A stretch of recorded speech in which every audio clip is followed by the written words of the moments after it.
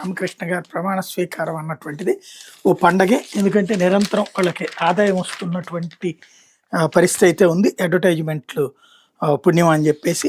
ఇకపోతే రాష్ట్రంలో మొదలైంది సువర్ణ అధ్యాయం అన్నటువంటి వార్తని హైలైట్ చేసింది.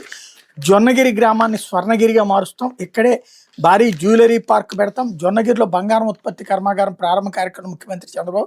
పవన్ కళ్యాణ్పై ఇష్టానుసారంగా నోరు పారేసుకుంటున్నారంటూ వైకాపా నేతలపై ధ్వజం. వాళ్ళు నోళ్లు మూయించే శక్తి కూటమికి ఉందని వ్యాఖ్య. సీమ నుంచి చెప్తున్న ఇక అంతా స్వర్ణయుగమే, పారదర్శకంగా పాలన సాగిస్తాం, ప్రజలందరి విశ్వాసం పొందుతాం, 5 కోట్ల మంది అండగా ఉంటే ఆంధ్రప్రదేశ్ దేశంలో నెంబర్ 1గా నిలబెడతాం, ప్రజల రుణం తీర్చుకుంటాం అన్నటువంటి ప్రకటన చేశారు. ఇంతకీ ఈయన ఇవాళ కొత్తగా ముఖ్యమంత్రి అయ్యారా?